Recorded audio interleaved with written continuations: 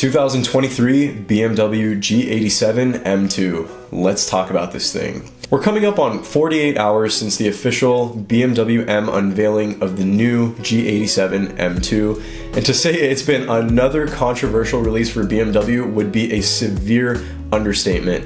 I think pretty much anyone that follows BMWs or follows sports cars semi-religiously or religiously has seen the unbelievably divided comment sections all over social media, YouTube, news articles from Car and Driver, Motor Trend, and all the major YouTubers that got to see the car at the official press unveiling. And wow, once again, we get another polarizing design from BMW. So let's go ahead and get a quick technical rundown of what is new for the second generation of BMW M2. I'm just gonna break it all down in about a minute or so, not gonna do an insane deep dive or anything. And then from there, I'm gonna share my personal opinions on the car based off of my initial impressions. And most of this is just gonna be pertaining to the design, because I think that's what a lot of people are talking about and a lot of people are interested in. All right, so I'm just getting my notes squared away over here, and the 2023 BMW M2, as predicted, will be featuring the highly renowned S58 twin-turbo 3-liter inline-6 engine, which will be producing 453 horsepower and 406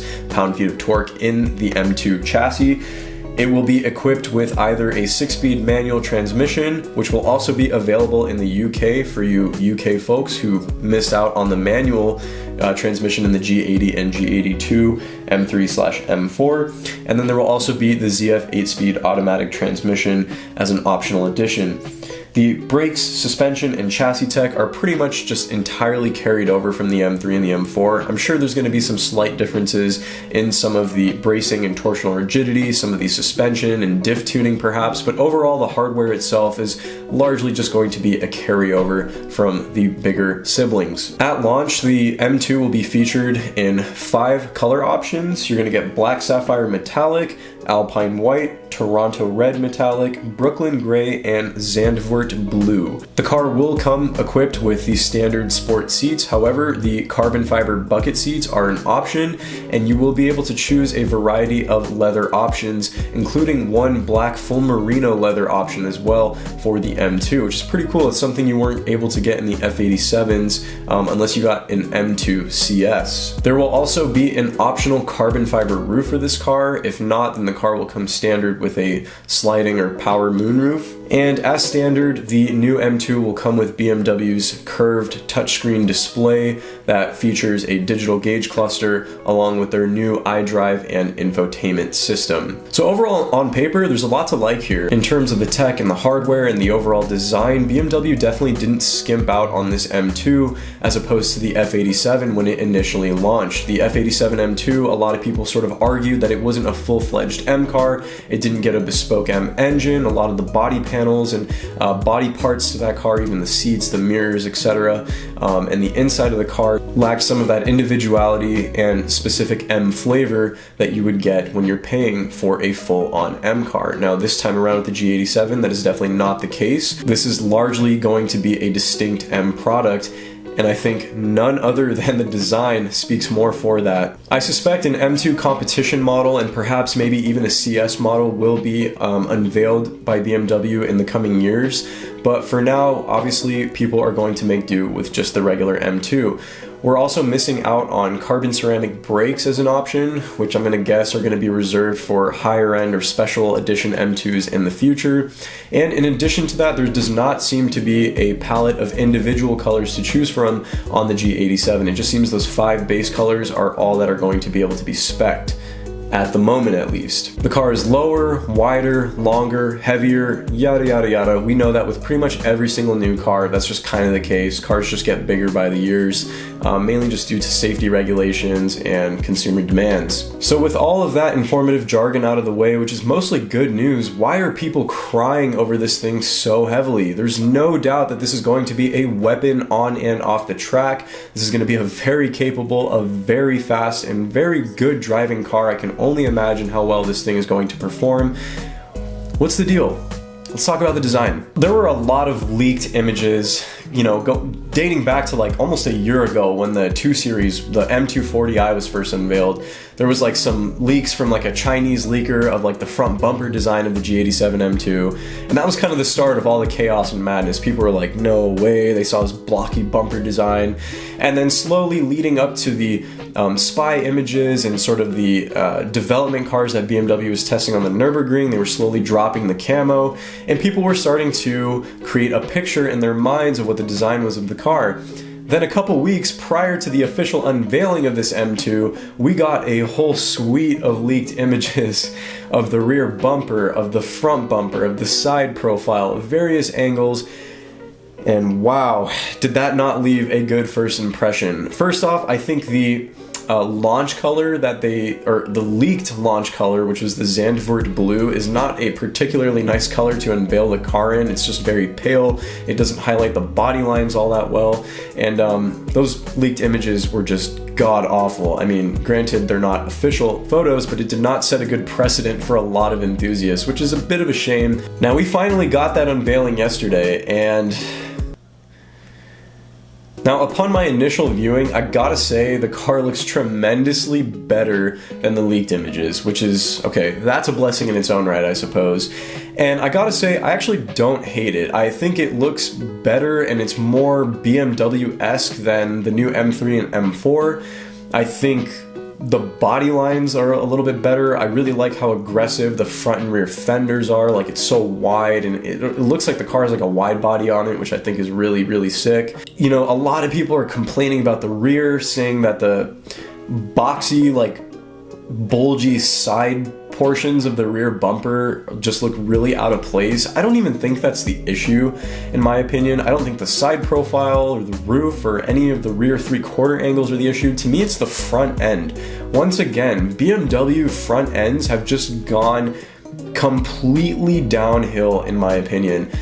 And in so many ways, I just look at a lot of their new designs and I'm just like, what the fuck are they thinking? Like, what are they... Who is approving these designs? Like, I'm so baffled at the designs of these cars. And I don't think the front end is hideous on the new M2, but so much of it, I think, just could have been designed in a much better way. And just starting by the most obvious and blatant thing, which is those cube-shaped air intakes that are just like squared off, put at the ends of the front of the bumper. And everybody's saying it looks like a freaking Lego car, and I could not agree more. It is so frustrating. It looks like, you guys know Lego City? Like, you can buy like Lego City products, which like, they have the little Lego cars in the Lego City. It looks like a Lego City car. You know what I mean? It's like, what is going on here? I'm literally looking at the images on my monitor right now, and then the center air inlet thing that's in the center of the bumper, just don't know how to describe it. It just looks so off. And the shape of the kidney grills and the actual slats of the kidney grills, how they're horizontal, I don't even know. Like, it just does not look like a traditional BMW design. And I suppose you can give them credit for, you know, taking bold steps and trying new things, but why do they need to do that? Like, was BMW a dying formula? Like, was the M2 F87 a dying formula? Was the F82 a dying formula in terms of design?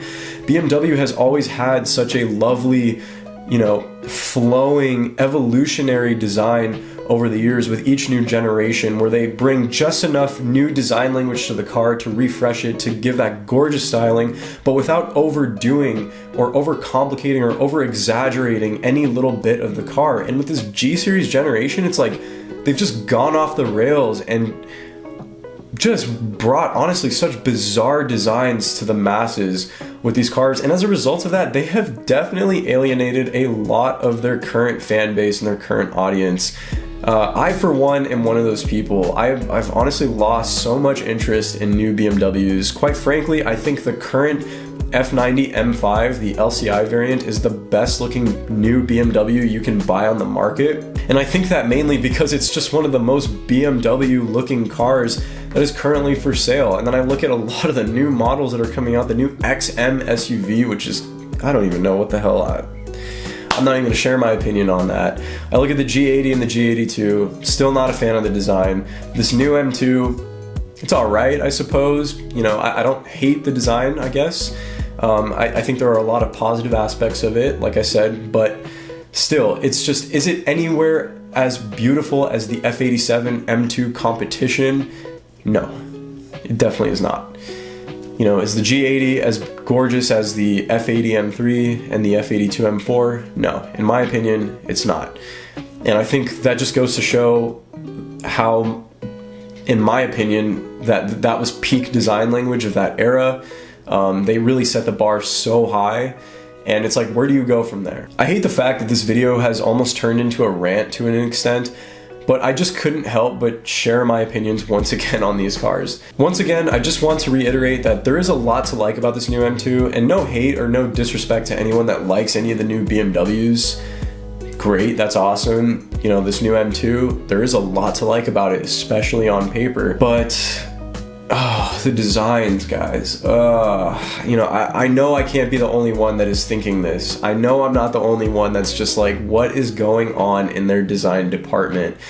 And to say or to ignore the fact that a design is not important to a car is just absolutely silly. To constantly go off this notion or this preset that, oh, well, it's just gonna grow on you. In a year or 2 years' time, everyone's gonna love it. No, that should not be the case. You should not be banking off the fact that you are going to hopefully come to like the design of a specific car 6 to 8 months down the road, or even a year down the road. The car should be beautiful upon its initial launch.